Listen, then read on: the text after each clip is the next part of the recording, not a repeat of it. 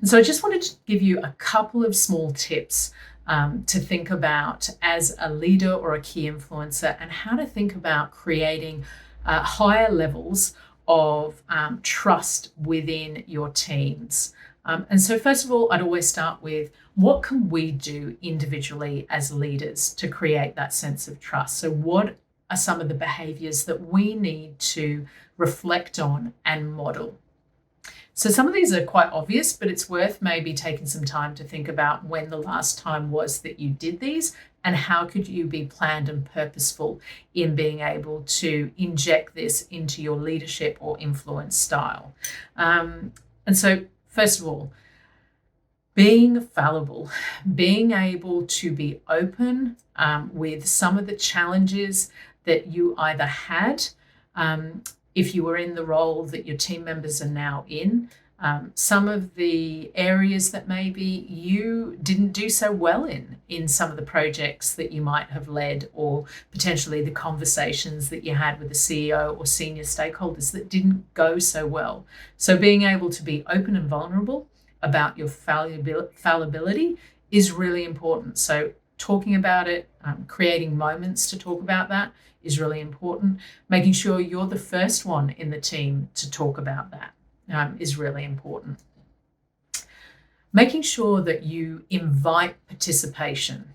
So as leaders and key influencers, it can be very easy for us to lead a conversation, to jump in and want to solve challenges and problems for our people. But it's important that you actually invite in participation from your team, invite in questions from your team, invite in the ability for them to question you and your approach, and for you to be able to take some time, create some space to listen to, absorb, and understand the question that they have of you is really important when you want to be able to build a trusting team. The other thing that I think people can misconstrue when we talk about psychological safety, it is not supposed to be an environment that is without consequences. So creating trust is being able to set some clear boundaries for the individual or for the team. So that could be about their role, it could be about the project, it could be about the problem that you're working on as a team, but setting some boundaries around that so people recognize if they're stepping outside of those boundaries. Because one of the things that trusting teams do incredibly well when they've built great foundations is that they actually address problems. They talk about the consequences of decisions that they're making, and they call people out on bad behavior or behavior that doesn't line up with the values. So I'll say that one more time. Creating a team or environment where there is psychological safety or trust does not mean it is a team or environment without consequences, without boundaries.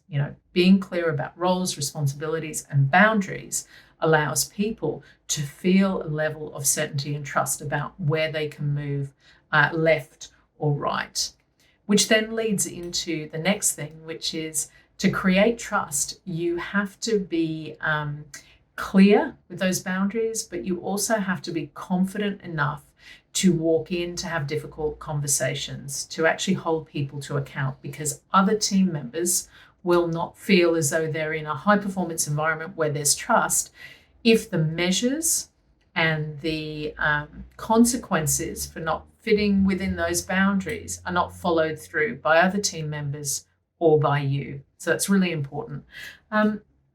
Some simple tools to create more trusting environments and trusting teams, because I think really it's about how can we become a little bit more tactical about creating some specific aspects of a trusting team. So there are so many different ones out there. You'll find the ones that suit you best and maybe the right time for those tools. So I'm just going to list a couple for you. So as simple as they are, daily stand-ups.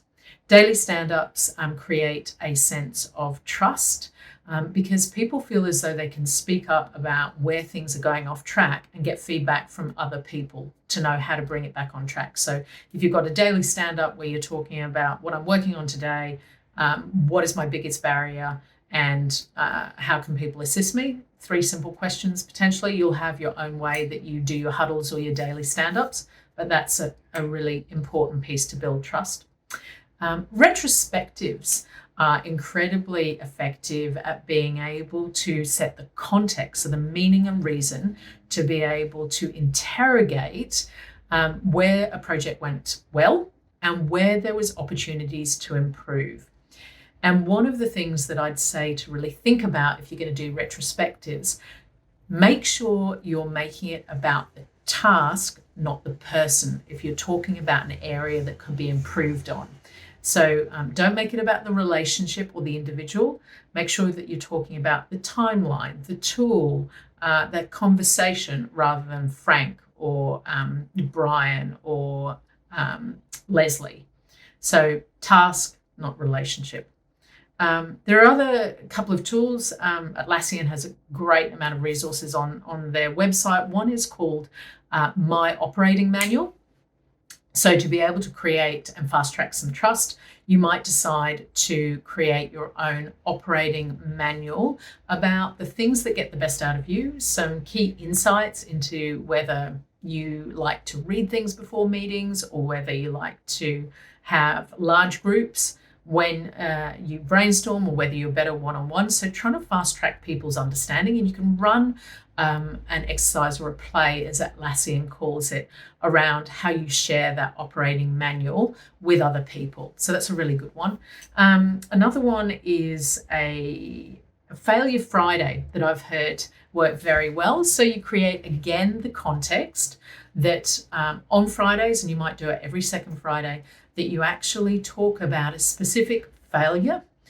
So something that didn't go well, or didn't, maybe failed completely, but the lessons you learnt and how you addressed it. And so that could be something you share as a team. It could be that one person is nominated to talk about a failure, how something went off track, and then the solutions to it. So it increases learning. It also shows that experimenting is okay in this team, and that you can discuss it in a way that does not create a level of fear and uncertainty.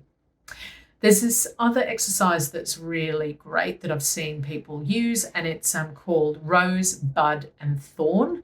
And so it's a time where you can actually talk about rose, something that went really well, bud, something that's actually emerging, so innovation, and thorn, something that didn't go so well. So you could do that on a weekly basis where you look back at the week before.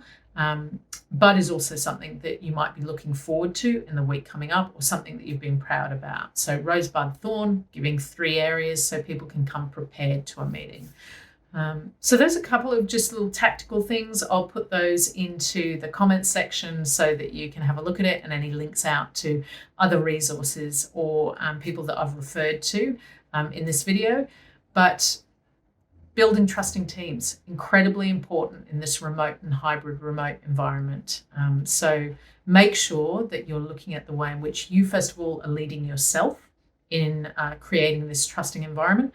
And secondly, what you're doing within your team, within the organization, to fast track and consistently focus on building that trust within the team.